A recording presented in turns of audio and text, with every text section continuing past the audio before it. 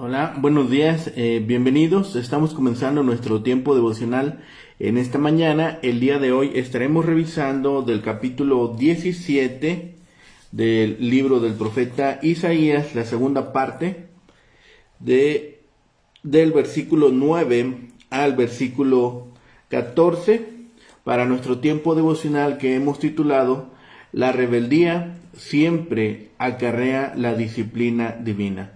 La rebeldía siempre acarrea la disciplina divina. Vamos a la lectura de nuestra porción para esta mañana. Recuerden que estamos leyendo en la Nueva Traducción Viviente para nuestro tiempo devocional. Dice la palabra de Dios, versículos 9 al 14 del capítulo 17 del profeta Isaías. Sus ciudades más grandes quedarán como bosques desiertos, como la tierra que abandonaron los heveos y los amorreos, cuando llegaron los israelitas hace ya mucho tiempo. Estarán totalmente desoladas. ¿Por qué? Porque te has apartado del Dios que puede salvarte. Te has olvidado de la roca que puede esconderte.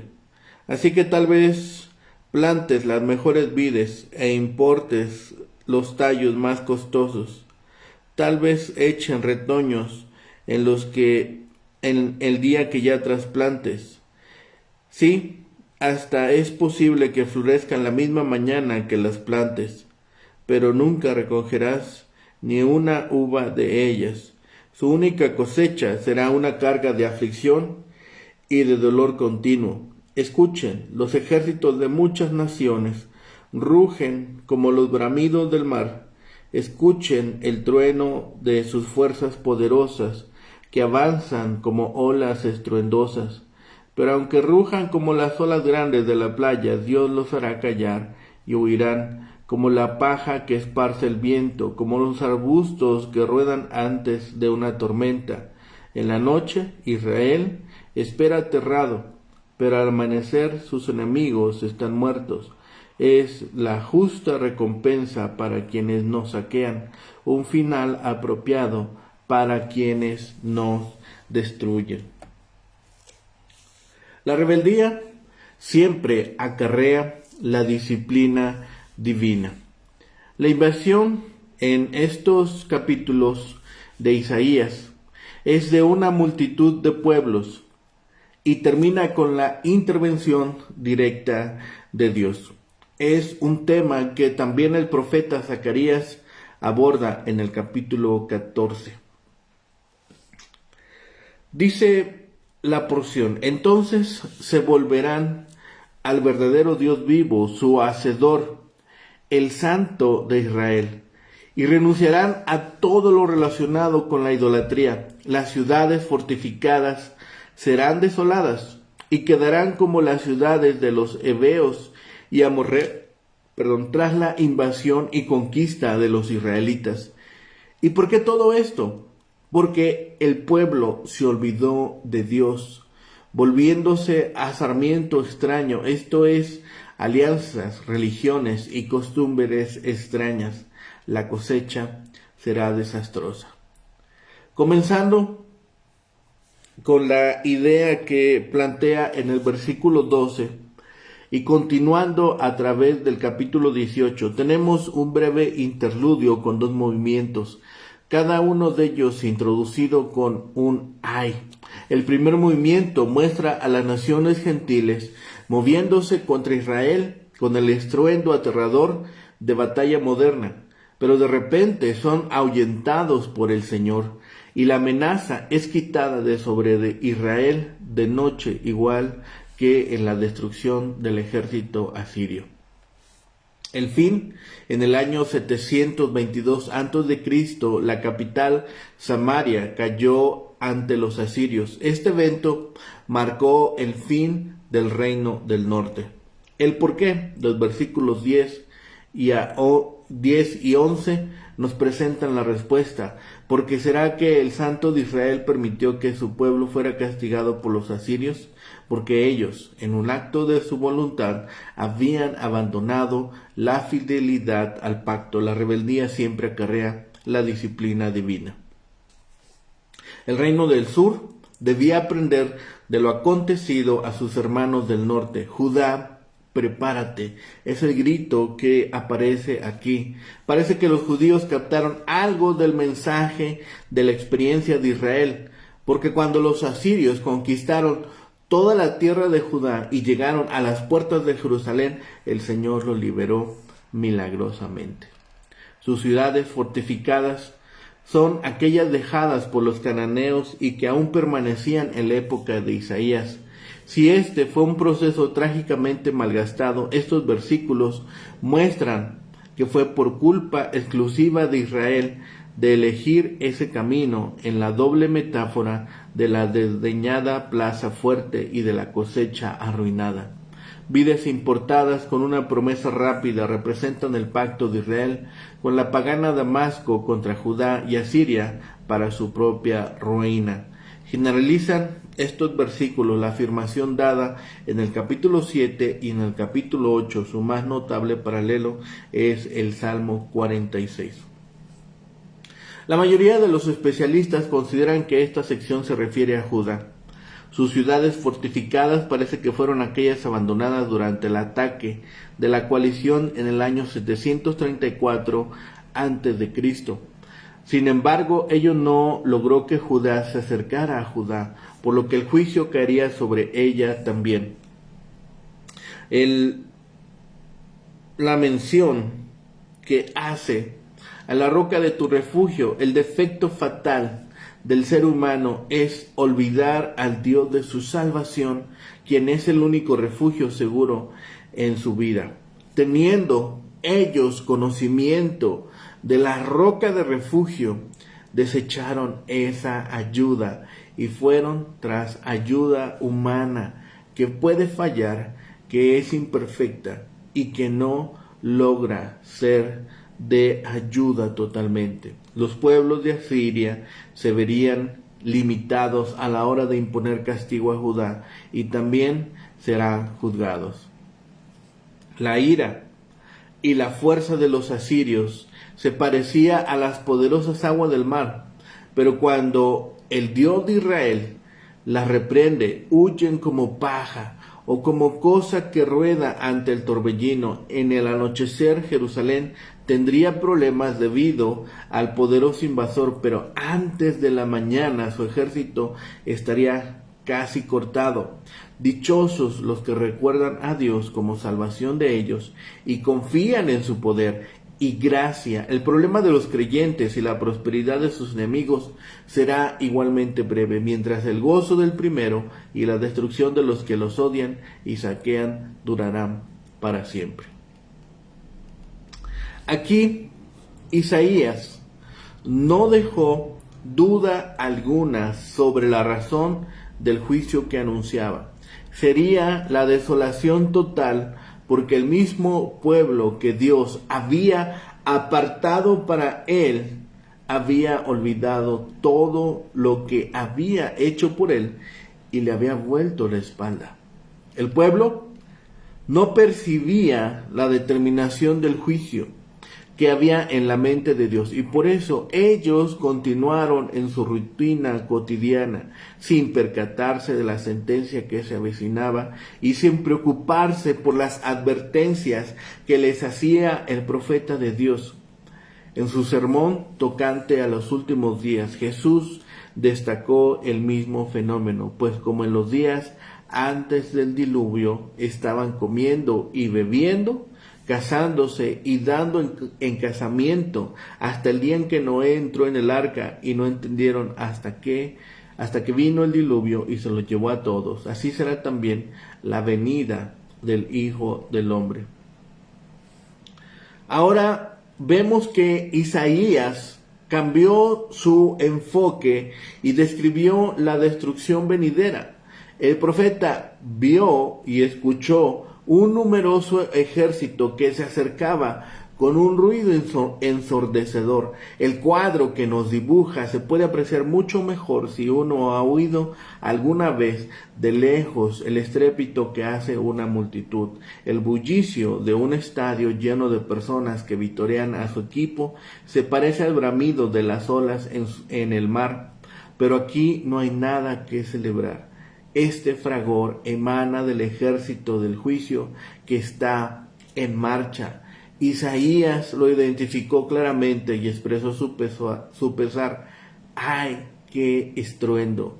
El castigo de Dios iba a venir sobre Damasco e Israel, pero todavía había esperanzas. El Señor Dios Todopoderoso continúa controlando estos sucesos.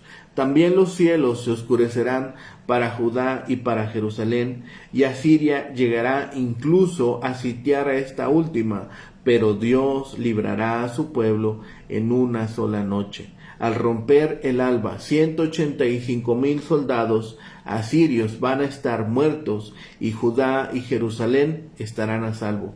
Al tiempo de la tarde, he aquí el terror, pero antes de la mañana el enemigo ya no existe. Esta es la parte de los que nos aplastan, la suerte de los que nos saquean. Este último versículo del capítulo nos ayuda a comprender el próximo episodio de esta profecía. Así que el fruto de la apostasía, el resultado de desechar a Dios es claro. Las ciudades fortificadas de Israel serán como ruinas abandonadas en el bosque, como lo fueran en otro tiempo cuando Palestina fue invadida por los hijos de Israel, por haber la nación abandonado al Dios de salvación, al ofrecer homenaje a dioses extraños sobre su suelo, con sus plantíos de deleites, se asegura una triste cosecha. El pecado al principio parece promisorio, pero su resultado final no será de buena fortuna, sino de angustia y dolor desesperado. La cosecha que deben esperar es que el Señor los abandonará como nación a sus enemigos. El final para Asiria es inminente. El final para el malvado ahora está a la vista. Del versículo 12 al 14, Isaías describe el rumor de las multitudes mixtas del ejército asirio como estruendo, como un gran ruido, pero Dios lo reprenderá y huirán lejos como el tamo de los montes delante del viento y como remolinos de polvo delante del huracán. Así pues, de un momento a otro cambiará completamente la situación al desaparecer las hordas asirias entre la tarde y la mañana.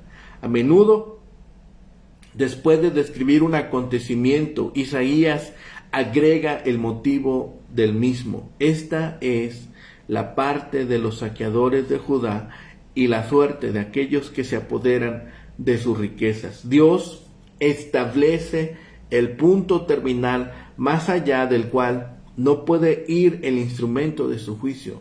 La tarde puede verlo esparciendo desgracia y consternación, pero la mañana amanece para él desolada y serena.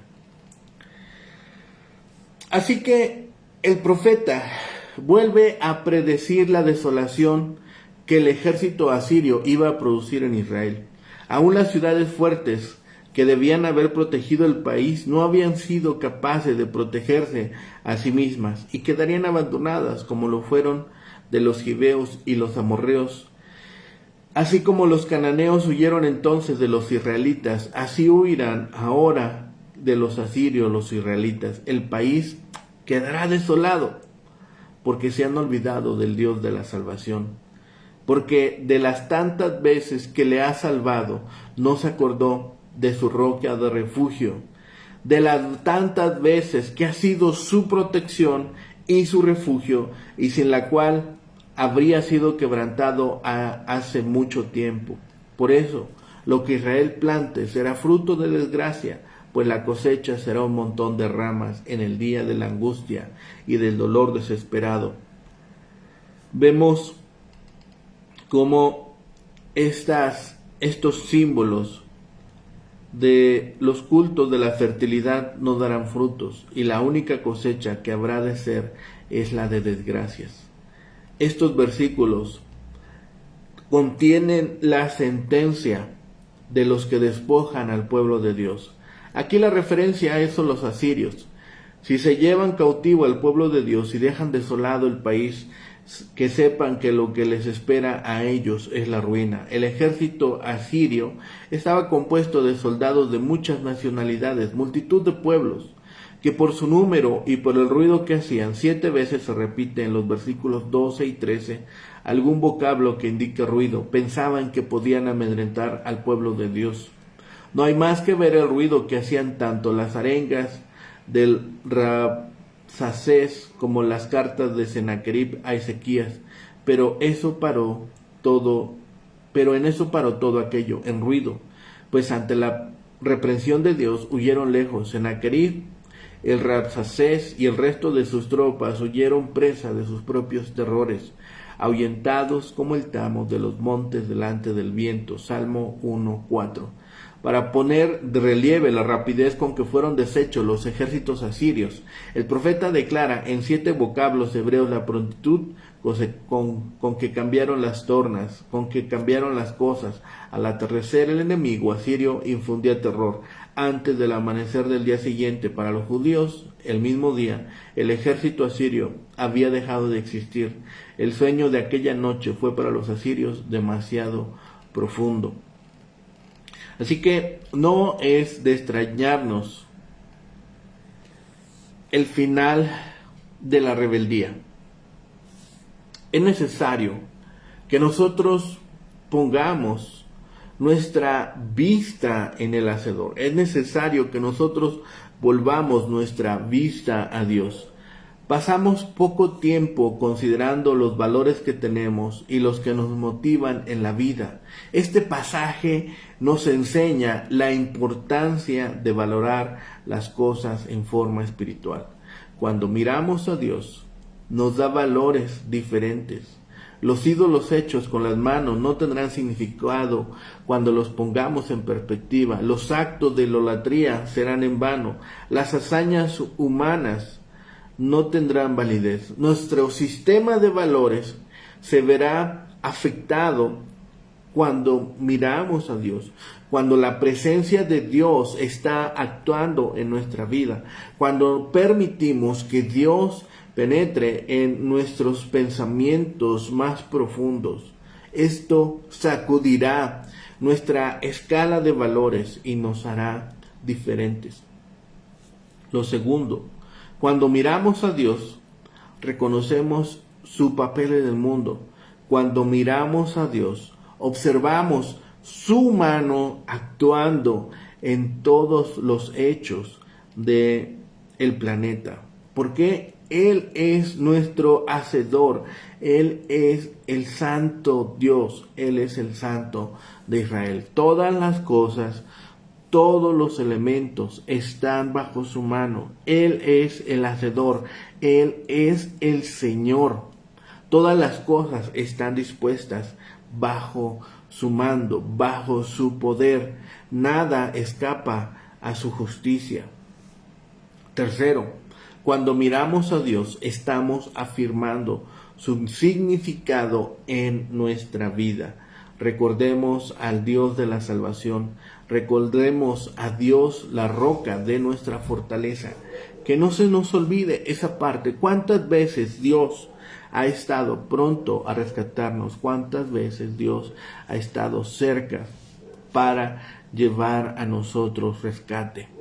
El ejemplo de Damasco nos da una lección en forma negativa de la manera en que no debemos vivir, pero de allí podemos sacar las lecciones positivas para asegurarnos de los valores eternos para formar la base de nuestra vida.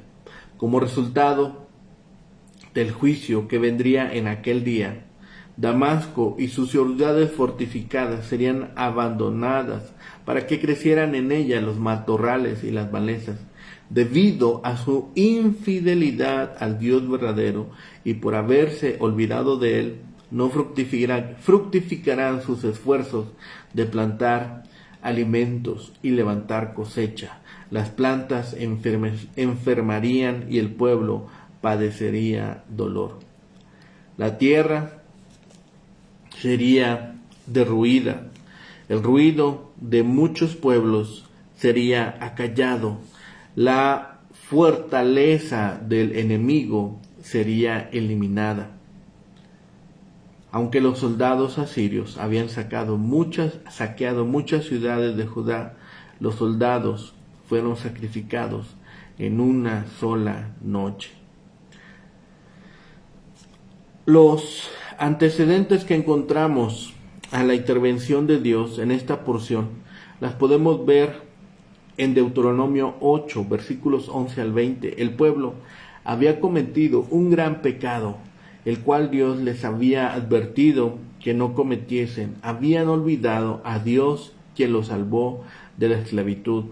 El lenguaje recuerda el primer éxodo, se llama al Señor Dios de tu salvación o la roca, como lo hace en Éxodo 15 y en Deuteronomio 32. El pensamiento del que ha abandonado a Dios, el pensamiento del que ha rechazado la salvación de Dios, se concentra solamente en sus propias necesidades, en sus propios caminos. Vemos aquí al pueblo sembrando sin tomar en consideración a Dios, en pensar hacer crecer las uvas, los sarmientos, las harás crecer. Puede ser que se refiera a la práctica ancestral de forzar el florecimiento de plantas en maceteros y permitir que se mueran. Los paganos creían que esta representación del ciclo de la vida aseguraba la fertilidad de los campos, pero aunque efectuaran este rito, igual se les arruinaría la cosecha. Al igual que una vez las vides escogidas de la viña del Señor lo desilusionaron, así el pueblo errante encontrará sus cosechas de esperanzas destruidas. Las esperanzas de este pueblo rebelde, las esperanzas de este pueblo que había olvidado a Dios, serían desmenuzadas. Esta profecía trata de los invasores asirios. Isaías los había descrito ya como un río desbordante y como la vara de la ira de Dios. Algunos han comparado la destrucción con la del ejército de Sennacherib delante de Jerusalén. Hay varios momentos que nos sirven a nosotros para entender qué es lo que sucedió aquí. En el versículo 10 y 11 dice: porque te olvidaste del Dios de tu salud, plantarás hermosas y sembrarás sarmiento extraño. Sería correcto entender que todos estos versículos están en tiempo pasado.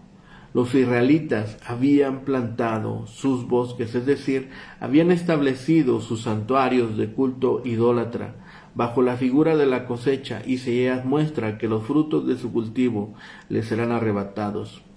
Después del versículo 12 al 14 dice: hay multitud de muchos pueblos que harán ruido como estruendo de la mar. Estos versículos representan el cuadro de las fuerzas invasoras de los asirios, probablemente cumplidos con la invasión de Sennacherib en el año 701 antes de Jesucristo.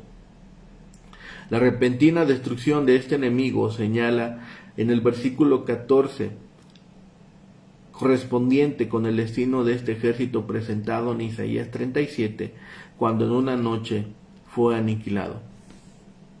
Finalmente, el mensaje de Dios a Damasco es de destrucción completa. Los asirios se apartaron del Dios que pudo salvarlos, dependiendo en su lugar de sus ídolos y su propia fuerza. No importó cuánto éxito tuvieran, el castigo de Dios fue seguro. A menudo dependemos de las trampas del éxito, propiedades, pasatiempos, ropa, casas, para sentirnos llenos. Sin embargo, Dios no nos dice que cosecharemos dolor y sufrimiento si dependemos de cosas temporales para obtener seguridad eterna. Si no queremos que se nos dé el mismo trato que Damasco recibió, debemos volvernos de esos falsos encantos y confiar en Dios. Muchas veces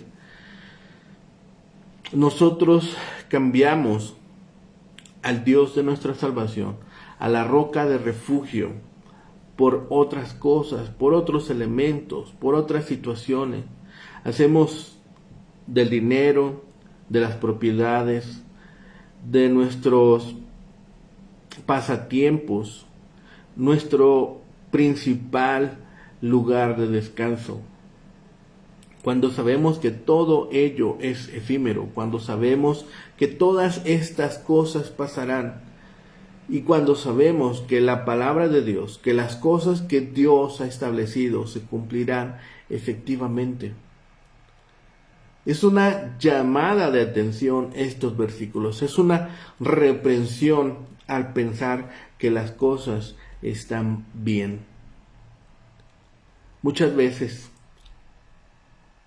nosotros depositamos en ello nuestra confianza. No va a importar en el momento del juicio cuánto éxito logramos, cuántas propiedades logramos tener en esta tierra. Lo único que va a importar es si realmente aceptamos el don perfecto de Dios en Cristo Jesús. Realmente lo único que va a importar es que si declaramos a Jesús como nuestro Señor y Salvador, lo que realmente va a importar es que si nosotros fuimos obedientes y fieles a la palabra de Dios y permanecimos en Él, lo único que va a importar es si nosotros fuimos obedientes a la palabra de Dios. Ninguna otra cosa, ninguna otra forma de evaluarnos Dios tomará en cuenta en ese día, porque lo ha establecido así en su palabra. A menudo dependemos mucho de las cosas materiales para sentirnos llenos y olvidamos que somos seres espirituales.